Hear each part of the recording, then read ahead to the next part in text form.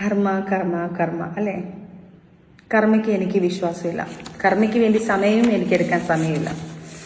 കർമ്മ നോക്കി നിന്ന് കഴിഞ്ഞാൽ കർമ്മ വരട്ടെ, കർമ്മ ചെയ്യട്ടെ എന്ന് പറഞ്ഞ് നിന്ന് കഴിഞ്ഞാൽ വർഷങ്ങൾ നീണ്ടുപോകും. പലതും ഞാൻ കാണേണ്ട ഗതിയിൽ വരും, പലതും ഞാൻ കേൾക്കേണ്ടി വരും. എനിക്കതിന് വേണ്ടി വെയിറ്റ് ചെയ്യാൻ വയ്യ. ഞാൻ ലീഗലി മൂവ് ചെയ്തിട്ടുണ്ട്. A to Z കാര്യങ്ങൾ വെച്ചിട്ടൊരു ഫയൽ ചെയ്ത് ഞാൻ മൂവ് ചെയ്തിട്ടുണ്ട്. എൻ്റെ കുഞ്ഞുങ്ങൾക്ക് വേണ്ടിയിട്ട് ഞാൻ പേടിച്ച് ജീവിച്ചിട്ടുണ്ട്. ഈ നിമിഷം വരെ, ഈ കുറച്ച് മുന്നേ വരെ ഞാൻ പേടിച്ച് തന്നെയാണ് ജീവിച്ചത്. ഇന്നാളെ വ്യക്തിയെ വെച്ച് ഫിറോസിനെ പേടിച്ച് പേടിച്ച് പേടിച്ച് പേടിച്ച് ഇവിടം വരെ എത്തി. എനിക്കിനി പേടിക്കാൻ വയ്യ. കാരണം എൻ്റെ ലൈഫിൽ എൻ്റെ കുഞ്ഞുങ്ങളെ ഓർത്ത്, എൻ്റെ വീട്ടുകാരെ ഓർത്ത് എല്ലാം വെച്ച് ഞാൻ ക്ഷമിച്ച് നാണക്കേടാണ് നമ്മളിത് സോഷ്യൽ മീഡിയയിലൂടെ ഇടുന്നോറും എൻ്റെ കുഞ്ഞിനിത് ബാധിക്കും എന്ന് പേടിച്ചിട്ട് മാത്രം. എൻ്റെ റോവലിന് അവൻ്റെ പപ്പയെ ഇഷ്ടമാണ്. ആ ഒരു കാര്യം ഓർത്ത് മാത്രം, എൻ്റെ കുഞ്ഞിന് ബാധിക്കരുതെന്ന് മാത്രം ഓർത്ത് മാത്രം ഞാനിതെല്ലാം വെളി പറയാതെ മിണ്ടാതെ ക്ഷമിച്ച് കയറും തോറും തലേ കയറി എന്നല്ല, അതിനപ്പുറം കയറി എന്നെ ചൊരിയാൻ നിൽക്കുക. ഇനി എനിക്ക് പറ്റില്ല.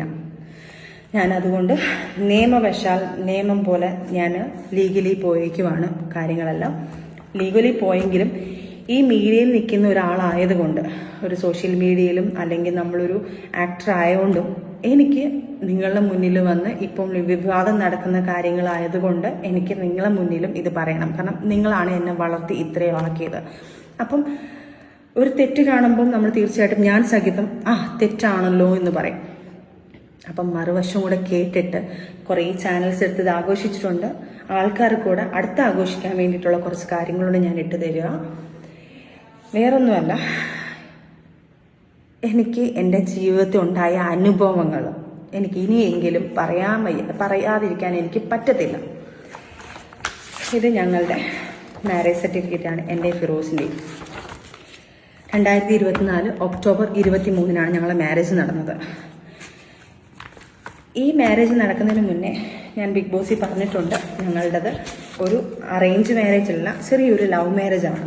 ഈ പുള്ളി എന്നെ കണ്ട് ഇഷ്ടപ്പെടുന്നതും സംസാരിക്കുന്നതും ഞങ്ങൾക്ക് ഒരു മാസത്തെ ചെറിയൊരു സംസാരിക്കാൻ ഒരു ഗ്യാപ്പ് കിട്ടിയിട്ടുണ്ട്. ആ സമയത്ത് എനിക്ക് കല്യാണം ആലോചിച്ച് വന്നപ്പോൾ സമയത്ത് ഞാൻ പുള്ളിയെടുത്ത് പറഞ്ഞിട്ടുണ്ട്, ഞാൻ ഓൾറെഡി സെക്കൻഡാണ്, ഫസ്റ്റ് മാരേജ് കഴിഞ്ഞ് ഡിവോഴ്സാണ്, എനിക്കതിലൊരു കുഞ്ഞുണ്ട് എന്നെല്ലാം പറഞ്ഞു. പുള്ളിക്കാരൻ്റെ ലൈഫിനെ കുറിച്ച് പറഞ്ഞു. ഓക്കെ, നമ്മളുടെ കുറച്ച് ആൾക്കാർ ഇതിനകത്ത് ഇടപെട്ടു, നല്ല ബന്ധമാണെന്ന് ചിന്തിച്ച് 1 മാസം കൊണ്ട് ഇവരുടെ വീട്ടിൽ നിന്ന് വന്ന് ഞങ്ങളെ വീട്ടിൽ ആലോചിക്കുന്നു. കാരണം എനിക്ക് ഓൾറെഡി കല്യാണപ്രായം 20 വയസ്സുള്ള ആ സമയത്ത്. അപ്പം ആദ്യത്തെ ലൈഫിൽ പ്രശ്നങ്ങളൊക്കെ ആയി ഇങ്ങനെ നിൽക്കുന്ന സമയത്താണ് ഈ കാര്യങ്ങൾ വരുന്നതും. അവരെൻ്റെ വീട്ടുകാർ നോക്കിയപ്പം ഓക്കെ, നമ്മളെ റിലേറ്റീവുകളുടെ അടുത്തെല്ലാം ചോദിക്കുമ്പോൾ പുള്ളിക്കാരൻ ഓക്കെയാണ്, നല്ലൊരു വ്യക്തിയാണെന്നുള്ളത് നമ്മളെ ബന്ധുക്കാരിലെല്ലാം ചോദിക്കുമ്പോൾ പറയുന്നു. വേറെ ദുശീലങ്ങളൊന്നുമില്ല. അന്നത്തെ കാര്യങ്ങൾ ദുശീലങ്ങളാണല്ലോ നോക്കുന്നത്, വേറെ ദുശീലങ്ങളൊന്നുമില്ല എന്ന് പറയുന്നു. ഈ ദുശീലങ്ങൾ എന്നുള്ളത് സാധനങ്ങൾ ഈ വീട്ടുകാരുടെ അടുത്ത് മുന്നിലാണല്ലോ ഈ ദുശീലങ്ങളൊന്നും കാണിക്കാത്തത്. പുറമേ എന്താണെന്നുള്ളത് ആർക്കും പറയാൻ പറ്റത്തില്ല, അനുഭവങ്ങൾ വരുമ്പോഴാണല്ലോ മനസ്സിലാക്കാൻ പറ്റുന്നത്. അത് കഴിഞ്ഞ് മാരേജിന് സമയമായി, മാരേജ് കഴിഞ്ഞു. ഈ പുള്ളിക്കാരൻ എൻ്റെ ലൈഫിലോട്ട് വരുമ്പം എൻ്റെ കുഞ്ഞുണ്ട്, എൻ്റെ കുഞ്ഞിനെ പൊന്നുപോലെ നോക്കാം, സെക്കൻഡ് ഫാദറാണ്, പൊന്നുപോലെ നോക്കാം എന്ന് പറഞ്ഞ് വന്ന വ്യക്തി 1 മാസം കഴിഞ്ഞപ്പോഴത്തേക്ക് പയ്യെ എൻ്റെ കുഞ്ഞിനെ കാണാൻ വിടാൻ സമ്മതിക്കുന്നില്ല. ആദ്യത്തെ മാസം ആയതുകൊണ്ട് കുറച്ച് നാൾ എൻ്റെ വീട്ടുകാർ പറഞ്ഞു, പുതുമുടി ആയതുകൊണ്ട് ഒന്ന് മാറ്റി നിർത്താം, കുഞ്ഞുങ്ങളെ ഞങ്ങൾ നോക്കാം, നിങ്ങൾ പോയി വന്ന് കണ്ടുകൊണ്ടിരിക്കുക, കുറച്ച് കഴിയുമ്പോൾ നമ്മൾ കുഞ്ഞിനെ തന്നു വിടാമെന്ന് പറഞ്ഞു. ആദ്യത്തെ മാസം ആയപ്പോഴത്തേക്ക് കുറച്ച് കുഞ്ഞിനെ കാണാൻ പോകുന്നതും കുഞ്ഞിൻ്റെ അടുത്ത് സംസാരിക്കുന്നതും എല്ലാം പയ്യെ ഗ്യാപ്പ് ഇട്ടിട്ട് വരുന്നുണ്ട്. അപ്പം തന്നെ ഞങ്ങളുടെ ലൈഫിൽ തുടക്കത്തിൽ തന്നെ ഒരു ചെറിയൊരു പ്രശ്നം മുളച്ചു കഴിഞ്ഞു ഈ ഒരു പ്രശ്നത്തിൽ. എന്നിട്ടും ഞാൻ സഹിച്ചു നിന്നു. കാരണം സെക്കൻഡ് മാരേജ് അല്ലേ, നാട്ടുകാരറിഞ്ഞാൽ എന്ത് ചെയ്യും, വീട്ടുകാരറിഞ്ഞാൽ എന്ത് ചെയ്യും, ആൾക്കാരുടെ മുന്നിൽ ഞാൻ എന്താണ്, എൻ്റെ 2ാമത്തെ മാരേജും അതും പ്രശ്നമായി എന്ന് പറയുന്നത് പേടിച്ച് തന്നെ സത്യം പറഞ്ഞാൽ പലതും മിണ്ടാതിരുന്നിട്ടുള്ളത്. അത് കഴിഞ്ഞ് കുറേ കഴിഞ്ഞിട്ട് അപ്പോഴത്തേക്ക് 2 മാസമായപ്പോഴത്തേക്ക് പുള്ളിക്കാരന് ഞാനും എനിക്ക് പ്രഗ്നൻ്റ് ആയി. ആ സമയത്തും എനിക്ക് ഒട്ടും താല്പര്യമില്ലായിരുന്നു, വേറൊന്നും കൊണ്ടല്ല, എൻ്റെ കുഞ്ഞിന് 2.5 വയസ്സേ ഉള്ളൂ. ആ സമയത്ത് എനിക്ക് രണ്ടാമതൊരു കുഞ്ഞെന്ന് പറയുമ്പം അവൾക്ക് കൊടുക്കുന്ന ഒരു കുറച്ചുകൂടെ ആയിക്കഴിഞ്ഞാൽ ഒരു 5 വയസ്സൊക്കെ ആയിക്കഴിഞ്ഞാൽ ഒരു കുഞ്ഞുണ്ടാവുന്ന എന്നുള്ളത് പറഞ്ഞാൽ ആ ഒരു സാധനമാണ്. അതും ഞാൻ പുള്ളിക്കാരനടുത്ത് ആദ്യം പറയുന്നുണ്ട്. അപ്പോൾ പുള്ളിക്കാരൻ അപ്പം പറഞ്ഞു, സച്ചിന എനിക്ക് എൻ്റെ മോളെ കിട്ടുന്നില്ല. അവിടുത്തെ കുറേ കാര്യങ്ങൾ പറഞ്ഞിട്ട് എനിക്ക് കുഞ്ഞിനെ കിട്ടുന്നില്ല, എനിക്ക് കുഞ്ഞിൻ്റെ മിസ്സിങ് ആണ്, എനിക്ക് കുഞ്ഞിനെ വേണം, അല്ലെങ്കിൽ ഞാൻ മെൻ്റലി കുറച്ച് ഡിപ്രഷനായി പോവും, അതുകൊണ്ട് എനിക്ക് വേണം എന്ന് പറഞ്ഞ് ലാസ്റ്റ് കുഞ്ഞെങ്കിൽ കുഞ്ഞാവാന്നുള്ളൊരു പ്ലാനിങ് ആയി. നെക്സ്റ്റ് മന്ത് തന്നെ കുഞ്ഞാവുന്നു, പ്രഗ്നൻ്റ് ആവുന്നു. പ്രഗ്നൻ്റ് ആയി കുറച്ച് നാൾ കഴിഞ്ഞപ്പോഴും ഇതുപോലെ തന്നെ പ്രശ്നങ്ങൾ വരുന്നുണ്ട്. ഈ കുഞ്ഞിനെ വെച്ചിട്ട് എനിക്ക് കുഞ്ഞിനെ കാണാൻ പോകാൻ പറ്റത്തില്ല, എൻ്റെ വീട്ടിൽ വിളിക്കാൻ പറ്റത്തില്ല, സംസാരിക്കാൻ പറ്റത്തില്ല. എന്നെ ഇങ്ങനെ ടോർച്ചർ ചെയ്ത് ഈ മോനുണ്ടായ സമയത്തെ, വയറ്റിലുണ്ടാകുന്ന സമയത്തെ ഈ പ്രശ്നങ്ങൾ മൊത്തവും കരച്ചിലും ബഹളം, രാത്രി പുതപ്പിട്ട് മൂടിയിട്ട് ഞാൻ ഇരുന്ന് കരയും. എൻ്റെ കുഞ്ഞിനെ കാണാൻ പറ്റുന്നില്ലല്ലോ, എൻ്റെ കുഞ്ഞിനെ വിളിക്കാൻ പറ്റുന്നില്ലല്ലോ. എൻ്റെ വീട്ടുകാരൊന്ന് വിളിച്ചു കഴിഞ്ഞാൽ എനിക്ക് പറയായിരുന്നു. എന്ത് ചെയ്യണമെന്ന് അറിയാത്തൊരു വല്ലാത്തൊരവസ്ഥ. ഇതെല്ലാം അനുഭവിക്കുന്നവർക്കേ ഈ സിറ്റുവേഷൻ എന്താണെന്ന് മനസ്സിലാക്കാൻ പറ്റത്തുള്ളൂ. ചിലപ്പോൾ തെറ്റ് പറയും, നീ എന്തിനാ ഈ രണ്ടാമത് മാരേജ് ചെയ്യാൻ പോയി ഒരു മോളെ വെച്ചിട്ട്. ശരിയാണ്, അത് നമ്മൾ ആ പ്രായത്തിൽ ചിന്തിക്കത്തില്ല. പല തെറ്റുകളും പല കമൻറ്റുകളും ഇനി വരുമായിരിക്കും. പക്ഷേ ഈ സിറ്റുവേഷനിൽ പോകുന്ന ഒരു വ്യക്തികൾക്ക് മാത്രമേ ഈ ലൈഫ് എന്താണെന്നും ഇതെന്താണെന്നും മനസ്സിലാക്കാൻ പറ്റത്തുള്ളൂ. അതിൽ കൂടെ പോവാത്ത ആൾക്കാർക്കെല്ലാം ഇത് ചിലപ്പോൾ തെറ്റായിട്ട് തന്നെ തോന്നും. അങ്ങനെ കുറേ സ്ട്രഗിൾ ചെയ്ത് അത് കഴിഞ്ഞപ്പോഴത്തേക്ക് കുഞ്ഞിൻ്റെ അടുത്ത് സംസാരിക്കാൻ പറയാൻ പോകുന്നത്, ഞാൻ പ്രഗ്നൻ്റ് ആയിരിക്കുന്ന സമയത്ത് പുള്ളി എൻ്റെ അടുത്ത് പറഞ്ഞു, ആ പെണ്ണ് കാരണം എൻ്റെ കുഞ്ഞ് നൊന്നുകൊണ്ടിരിക്കുക, ഈ പെണ്ണില്ലായിരുന്നെങ്കിൽ നമ്മളെ ലൈഫ് നന്നായേനെ എന്ന് പറയാനുള്ള കുറേ കാര്യങ്ങൾ സംസാരിക്കാൻ തുടങ്ങി. അങ്ങനെ എൻ്റെ കുഞ്ഞിനെ പോഷിക്കാൻ തുടങ്ങി. എൻ്റെ മോളുടെ 2.5 വയസ്സ് തൊട്ട് ഞാൻ അതുവരെ ഫോക്സ് വാനിൽ ജോലി ചെയ്യുമായിരുന്നു. ഫോക്സ് വാനിൽ എൻ്റെ ജോലിക്ക് വേണ്ടി ജോലി ചെയ്തിട്ട് എൻ്റെ കുഞ്ഞിനെ നോക്കിക്കൊണ്ടിരുന്നത്. അത് കഴിഞ്ഞ് പ്രഗ്നൻ്റ് ആയതുകൊണ്ട് അത് കഴിഞ്ഞപ്പോഴത്തേക്ക് ഇതുപോലെ തന്നെ എനിക്ക് ജോലിക്ക് പോകണം. കാരണം കുഞ്ഞിൻ്റെ ചിലവുകൾ എൻ്റെ സിസ്റ്ററാണ് നോക്കുന്നത്. അതിനുശേഷം ഫുള്ള് ഞാൻ ശരിക്കും പറഞ്ഞാൽ എൻ്റെ ലൈഫിൽ ഞാൻ ദൈവതുല്യം കാണുന്ന ഒരാളെ എൻ്റെ സിസ്റ്റർ മാത്രമാണ്. സിസ്റ്റർ ഇല്ലായിരുന്നെങ്കിൽ ഇന്ന് എൻ്റെ കുഞ്ഞുങ്ങൾ അനാഥയായിട്ട് നടന്നേനെ.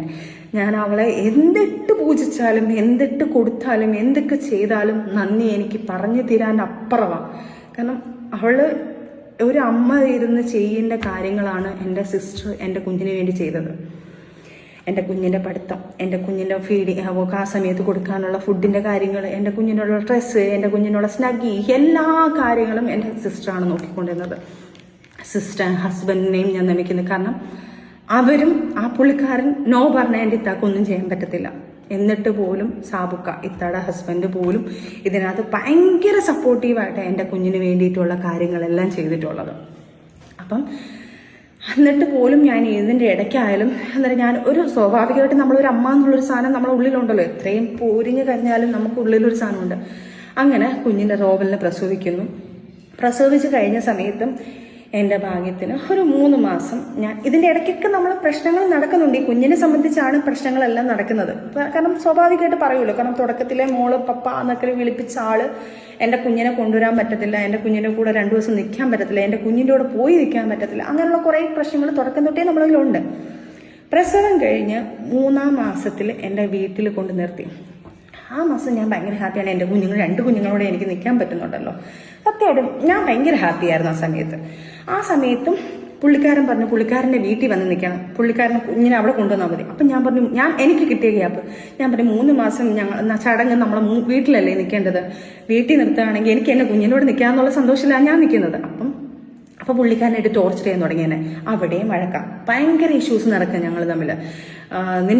നീ അങ്ങനെയല്ല, എൻ്റെ കുഞ്ഞിനെ എനിക്ക് കാണണ്ടേ, എനിക്ക് കുഞ്ഞാൻ വന്നോ കണ്ടോ, 3 മാസത്തെ റെസ്റ്റ് അല്ലേ ഞാൻ പറയുന്നുള്ളൂ, 3 മാസം വരെ എൻ്റെ വീട്ടിൽ നിൽക്കാനുള്ള റെസ്റ്റ് എനിക്ക് തന്നൂടെ എന്ന് പറഞ്ഞ് അവിടെയും വഴക്ക് നടക്കുന്നതിൻ്റെ ഇടയ്ക്ക് എനിക്കറിയില്ല, എനിക്കിപ്പോഴും എനിക്കും അറിയത്തില്ല, എനിക്ക് സംശയം എന്ന് പറയുന്ന കാര്യം ഫിറോസിനെ ഇല്ലായിരുന്നു. ഒരു തരി പോലും ഫിറോസ് എങ്ങനെയാണെന്നോ ഫിറോസ് എന്താണ് ഒരു തരി പോലും എനിക്ക് ഒരു സംശയമില്ല. അങ്ങനെ നിൽക്കുമ്പോഴാണ് ഫിറോസിൻ്റെ ഫോണിൽ എനിക്ക് രാത്രിയായപ്പോൾ ഒരു വെപ്രാളം പോലെ, ഒരു ശ്വാസം മുട്ടൽ പോലെ, എനിക്കറിയത്തില്ല അതെന്താണെന്ന് ആ സിറ്റുവേഷൻസ് അനുഭവിച്ചവർക്ക് അറിയാമായിരിക്കും. ഒരു വെപ്രാളം പോലെ വന്നിട്ട് ഞാനൊരു 2 മണി സമയത്ത് ഞാൻ വെള്ളമൊക്കെ കുടിച്ചിട്ട് ഞാനൊന്ന് ചുമ്മാ പുള്ളിയെ വിളിക്കുക, കോൾ വെയിറ്റിങ്. അപ്പോഴേ കട്ട് ചെയ്തിട്ട് എന്നെ തിരിച്ചു വിളിച്ചു. പക്ഷെ ആരെ ഈ സമയത്ത് അപ്പം ഞാൻ ചോദിക്കുക, സ്വാഭാവികമായിട്ട് ഞാൻ ചോദിക്കുക, ആര് ഈ സമയത്ത്? അത് പുള്ളിയുടെ ഏതൊരു ഗൾഫിൽ നിന്നുള്ള കൂട്ടുകാരനാണെന്ന് പറഞ്ഞു. ഓക്കെ, എൻ്റെ മനസ്സിൽ ഒരു തരി പോലും പുള്ളിയെ സംശയമില്ല എനിക്ക്. ഞാൻ ഓക്കെ എന്ന് പറഞ്ഞു വെച്ചെങ്കിലും ഉള്ളിലൊരു പിടപ്പുണ്ട്. ആരായിരിക്കും, എന്തിനാ വിളിച്ചത്? ഒരു സംശയത്തിൻ്റെ എവിടെയെങ്കിലും ഒരു സാധനം ഇട്ടെങ്കിൽ എനിക്ക് അങ്ങനെ ഒരു സാധനം പറയാം. എനിക്ക് ആ സമയത്ത് അങ്ങനെ പോലും ഇല്ല. പക്ഷെ എന്തുകൊണ്ടാണെന്ന് എനിക്കറിയത്തില്ല, എനിക്ക് ഭയങ്കര ടെൻഷൻ കയറി. അത് ആ വിളിക്കുന്നത് എൻ്റെ പഴയ, ഞാൻ ടാബ് എന്ന് പറഞ്ഞൊരു സാധനം ഉണ്ടല്ലോ, ആ ടാബിനകത്ത് ഈ സിം ഇട്ടേക്കുന്നത്. അപ്പോൾ ആ ടാബ് ഓൾറെഡി ഞാൻ വർക്ക് ചെയ്തുകൊണ്ടിരുന്ന സമയത്ത് വർക്കിൻ്റെ എല്ലാ സാധനങ്ങളും അതിനകത്തായിരുന്നു. ഞാൻ ഫോക്സ് വാനിൽ CRM ആയിട്ട് വർക്ക് ചെയ്തിട്ടുണ്ടായിരുന്നു.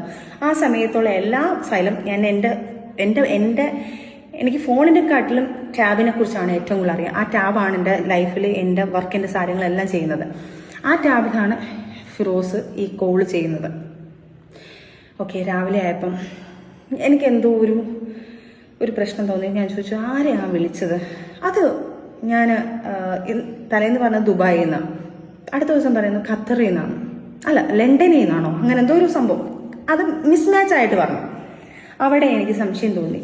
ഞാൻ നേരെ അവരുടെ വീട്ടിൽ പോയി ടാബ് മേടിച്ച് ഞാൻ പറഞ്ഞു, എനിക്കെന്തോ സംശയം തോന്നുന്നു. അപ്പോൾ എൻ്റെ അടുത്ത് നിനക്ക് സംശയം, നീ എന്താ ഇങ്ങനെ കാണിക്കുന്നത്, നീ ഇങ്ങനെയൊക്കെ കാണിക്കുന്നുള്ളോ പറഞ്ഞിട്ട് പ്രശ്നം ഉണ്ടാക്കി.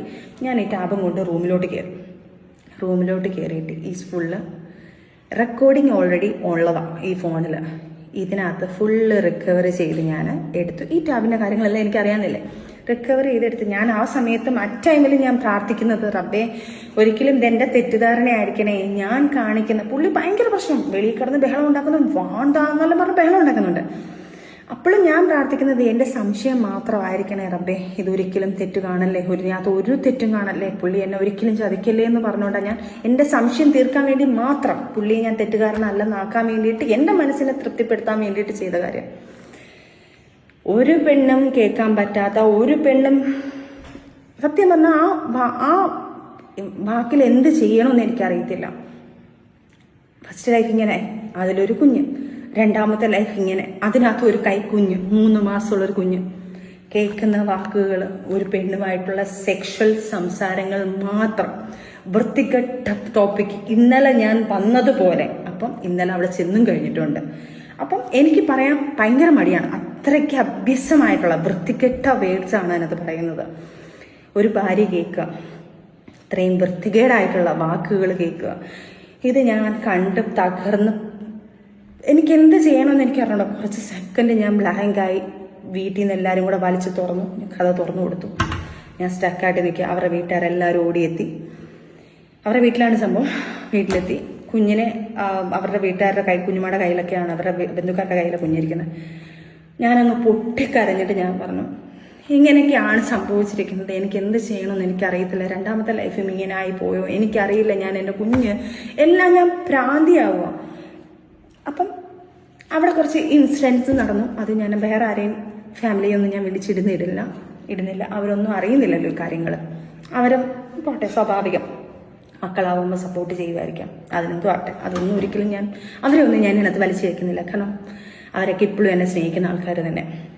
അതുകൊണ്ട് ഞാൻ അവരാരെയും വലിച്ചിടുന്നില്ല. അവിടെ ഒരു ഇൻസിഡൻറ്റ് നടന്നു. ആ സമയത്ത് എനിക്ക് പറ്റുന്നില്ല, എനിക്കറിയില്ല.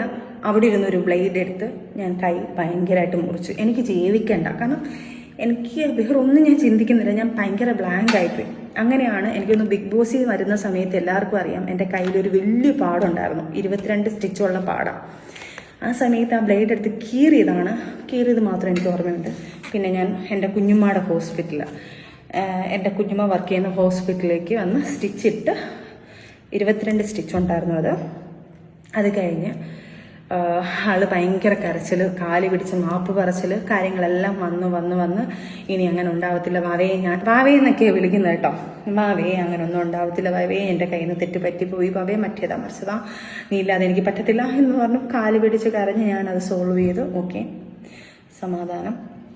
അതെല്ലാം കാര്യം. എനിക്ക് തോന്നുന്നു ആ പാട് ഞാൻ മറയ്ക്കാൻ വേണ്ടിയിട്ടാണ് ഞാൻ ഈ ടാറ്റു ചെയ്തത്. നേരത്തെ ബിഗ് ബോസിൻ്റെ സമയത്ത് കറക്റ്റ് ആ പാടുണ്ടായിരുന്നുണ്ട്. ഇത് കണ്ടോ, ഇത് കാണുമ്പോൾ അറിയാം. ആ വലിയ ബിഗ് ബോസിൻ്റെ സമയത്ത് ഞാൻ കൈമുറിച്ച കാര്യങ്ങൾ എനിക്ക് തോന്നുന്നു. അത് ഞാൻ വേറൊരു വിഷയം എന്നാണ് പറഞ്ഞത്, പക്ഷെ ഇതാണ് വിഷയം. അത് കഴിഞ്ഞ് നമ്മൾ ഫാമിലിയായിട്ട് കുഴപ്പമില്ലാതെ ഹാപ്പി ആയിട്ട് പിന്നെയും പോന്നു. 6 മാസം കഴിഞ്ഞപ്പം എറണാകുളത്തോട്ട് നമ്മൾ ഷിഫ്റ്റ് ചെയ്യുന്നു. 6 മാസം കഴിഞ്ഞപ്പോഴത്തേക്ക് എറണാകുളത്ത് നിന്ന് വീണ്ടും വേറൊരു പെണ്ണിനെ വെച്ച് ഞാൻ പോക്കുക.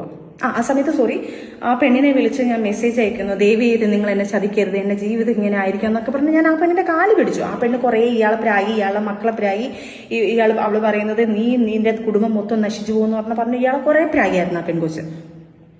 അത് കഴിഞ്ഞ് അതെല്ലാം സോൾവായി നമ്മൾ ഫാമിലി പിന്നെയും ഹാപ്പി ആയിട്ട് പോകുന്നതിന് ശേഷം 6 മാസം ശേഷം നമ്മളൊരു ആ സിനിമ സെറ്റ് ഞാൻ പറയുന്നില്ല, ആ സിനിമ സെറ്റിൽ ഒരു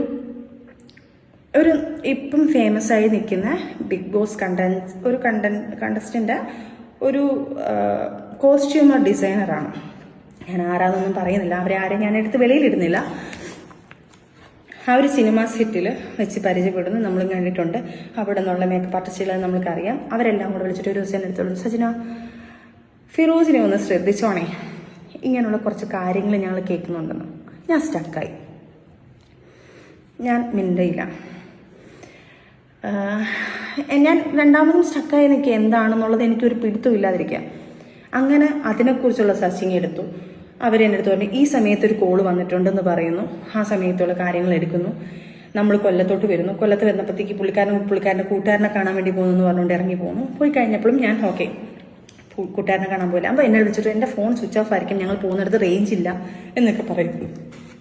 ആ കൂട്ടുകാരൻ എൻ്റെ ഫ്രണ്ടായിരുന്നു. ആ പുള്ളിക്കാരൻ്റെ ഫോണിൽ ഞാൻ പുള്ളിക്കാരനെ കിട്ടാത്തതുകൊണ്ട് ഞാൻ വിളിക്കുന്നു. പുള്ളിയുടെ ജിമ്മേറ്റ് ഫ്രണ്ടാണ്. അവരെല്ലാം പിന്നെ കാണും, അവർക്കൊക്കെ ഈ സത്യാവസ്ഥ അറിയാം. അവിടെ വെച്ച് അവർ സംസാരിക്കുമ്പം ഈ കോൾ എന്നെ ആ ഷൂട്ടിംഗ് ലൊക്കേഷനിലുള്ള എൻ്റെ ആ ഫ്രണ്ട് കോസ്റ്റ്യൂമർ ഒരു പുള്ളിക്കാരി എന്നെ വിളിച്ച് പറയുന്നു, സജന ഫിറോസും ഇന്ന ആളും കൂടെ ഭയങ്കര സംസാരം, മാറി നിന്ന് ചിരിയും കളിയും ഭയങ്കര കുറച്ച് സംഭവങ്ങൾ പറയുന്നുണ്ട്. ഫിറോസ് എവിടെയാണ്, നീ ശ്രദ്ധിക്കണേന്ന് ഞാൻ പറഞ്ഞതല്ലേ എന്ന് പറഞ്ഞു. ഞാൻ പറഞ്ഞു, ഫിറോസ്ക്കാരുടെ ഫോണിൽ അതിന് റേഞ്ച് ഇല്ലല്ലോ, ഫിറോസ്ക്കാരുടെ ഫോൺ അതിന് സ്വിച്ച് ഓഫ് അല്ലേ? എനിക്കറിയില്ല, പക്ഷെ ഫിറോസ് തന്നെയാണ് അവിടെ വിളിക്കുന്നത്. അവർ സംസാരിക്കുന്ന സംസാരങ്ങൾ ഭയങ്കരമാണ്. ഫിറോസ്ക്കാന്ന് വിളിച്ച് സംസാരിച്ചുകൊണ്ടിരിക്കുന്നുണ്ട്, നോക്കുന്നു പറഞ്ഞു. അപ്പോൾ ഉടനെ ഞാൻ അവൻ്റെ ഫ്രണ്ടിൻ്റെ ഫോണിൽ വിളിച്ചപ്പം കോൾ വെയിറ്റിംഗ്. അങ്ങനെ അതും കുറേ പ്രശ്നങ്ങൾ വന്നു. കുറേ ഞാൻ പെട്ടെന്ന് ചുരുക്കമാണ്, കാരണം നിങ്ങൾ കേട്ട് നിങ്ങൾക്കും മടുക്കണ്ട എന്നുള്ളതാണ്ട. അവിടെയും കുറേ കാര്യങ്ങൾ വന്ന് അവിടെ നിന്ന് ഞാൻ പുള്ളിക്കാരൻ്റെ ഫോൺ ഇതാക്കുന്നു, അവനെ വിളിച്ചിട്ട് ഇങ്ങനെ റെക്കോർഡ് ചേർക്കുന്നു, ആ പെൺകൊച്ചിനുമായിട്ട് സംസാരിക്കുന്ന റെക്കോർഡ് എടുക്കുന്നു. അവരുമായിട്ട് സംസാരങ്ങളായി. ഞാൻ ആ പെണ്ണിനെ വിളിച്ച് വഴക്കായി. ഞാൻ ഇങ്ങനെ ലൈഫിൽ നിന്ന് ഒരു പ്രശ്നം ഉണ്ടായി, എൻ്റെ കൈ മുറിച്ച് ഞാൻ ഇങ്ങനെയൊക്കെയുള്ള സംഭവങ്ങൾ ഉണ്ടാക്കി, ഇങ്ങനെയൊക്കെ ലൈഫ് ഉണ്ടായി വന്നിരിക്കുകയാണ്, എന്നെ ദയവ് ചെയ്ത് ഇതിനകത്തുനിന്ന് എൻ്റെ ലൈഫ് നശിപ്പിക്കില്ലെന്ന് പറഞ്ഞു. ആ കൊച്ചിൻ്റെ അടുത്ത് കരഞ്ഞു. ആ കൊച്ചും പറഞ്ഞു എൻ്റെ അടുത്ത് ഒന്ന് സോറി ഇത്താ, ഞാൻ എങ്ങനെയാണെന്നെല്ലാം പറഞ്ഞു. ആ കൊച്ചും കുറേ കാര്യങ്ങൾ പറഞ്ഞു. അത് വിട്ടു. അന്നും ഇതുപോലെ ഞാൻ സൂയിസൈഡിന് വേണ്ടി നോക്കി. കാരണം ജീവിതത്തിൽ എനിക്ക് മുന്നോട്ട് വേറൊരു മാർഗ്ഗമില്ല. കാരണം ആദ്യത്തെ ഒരു ലൈഫ് അങ്ങനായി, അതിനകത്തൊരു കുഞ്ഞ്, രണ്ടാമത്തെ ലൈഫ് ഇങ്ങനായി, അതിനകത്ത് ഒരു കൈക്കുഞ്ഞായി. എനിക്ക് എന്ത് ചെയ്യുമെന്നൊരു ഒരു പിടുത്തവും ഇല്ല.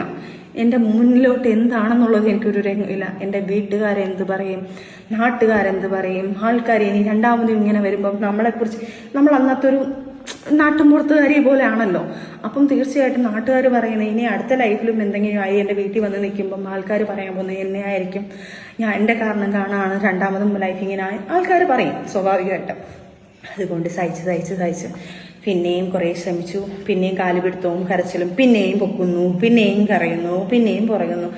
ഇതിൻ്റെ ഇടയ്ക്ക് പിന്നെ ഒരു വലിയൊരു ബ്രേക്കപ്പ് ആവുന്നു. ഒരു 6 months ഞങ്ങൾ പിരിഞ്ഞു നിൽക്കുന്നു, പിന്നെ ഞങ്ങൾ പിന്നെ ഒരുമിക്കുന്നു. ഇങ്ങനെ തന്നെയാണ് കടന്നു പോകുന്നത്. ഇതിൻ്റെ ഇടയ്ക്ക് എൻ്റെ കുഞ്ഞുങ്ങൾ വളർന്ന് വലുതായിക്കൊണ്ടിരിക്കുന്നു.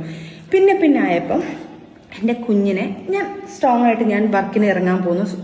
ഞാൻ ഇതിൻ്റെ ഹോണ്ട ഷോറൂമിൽ കയറുന്നു. അവിടെ ജോലിക്ക് കയറിയ സമയത്ത് ഞങ്ങളൊരു റെൻ്റൽ ഹൗസിലോട്ട് മാറി. ഇവരും റെൻ്റൽ ഹൗസിലായിരുന്നു. അവിടുന്ന് ഫാമിലി എല്ലാം കൂടെ നിൽക്കുന്നതുകൊണ്ട് ഞങ്ങൾ വേറൊരു റെൻ്റൽ ഹൗസിലോട്ടായി. അവിടുന്ന് ഞങ്ങൾ എറണാകുളത്തൊക്കെ പോയിട്ട് തിരിച്ച് കൊല്ലത്ത് വന്ന് വേറൊരു റെൻ്റൽ ഹൗസ് എടുക്കുന്നു. വന്ന് ഞാൻ ജോലിക്ക് കയറുന്നു. എൻ്റെ ലക്ഷ്യം ജോലിക്ക് കയറുക എന്നുള്ളത് എൻ്റെ കുഞ്ഞിനെ ചെലവിന് കൊടുക്കണം. കാരണം ഒരാളുടെ ഭർത്താവെന്ന് പറഞ്ഞാൽ അയാളുടെ കയ്യിൽ നിന്ന് ചെലവിന് മേടിക്കുന്നത് മോശമല്ലേ. അപ്പം എനിക്ക് അയാളുടെ കയ്യിൽ നിന്ന് കൊടുക്കാതെ എൻ്റെ കയ്യിൽ നിന്ന് കൊടുക്കണം എന്ന് പറഞ്ഞാൽ ഞാൻ ജോലിക്ക് കയറുന്നു. സത്യവാസ്തവം 20,000 സാലറി ഉള്ളതിന് ഞാൻ 15,000 സാലറി ഉണ്ടെന്നേ പറഞ്ഞിട്ടുള്ളൂ. കാരണം എന്ന് വെച്ച് കഴിഞ്ഞാൽ എനിക്ക് പേടി 5,000 ഇനി കൊടുക്കേണ്ട. കുഞ്ഞിനെ തന്നെ ഇപ്പം തന്നെ പറയുന്നുണ്ട് കുഞ്ഞു കാരണമാണെന്ന് പറയുമ്പം അത് വേണ്ടാന്ന് പറഞ്ഞുകൊണ്ട് ഞാൻ 15,000 രൂപ എന്ന് പറഞ്ഞു. ഞങ്ങൾ അവിടുത്തെ മാനേജറിനടുത്തും ഞങ്ങൾ അവിടുത്തെ ചേച്ചിമാർത്തൊക്കെ പറഞ്ഞു എൻ്റെ സാലറി ഇത്രയാണെന്ന് പറയണേ എന്ന് പറഞ്ഞിട്ട് 15,000 രൂപ ഞാൻ പറഞ്ഞു. അത് കഴിഞ്ഞ് ഞാൻ അതിനകത്ത് 5,000 കുഞ്ഞിന് വേണ്ടി ചിലവിന് ഉമ്മയ്ക്ക് കൊടുക്കാൻ നോക്കുന്നു. അതിൻ്റെ ഇടയ്ക്ക്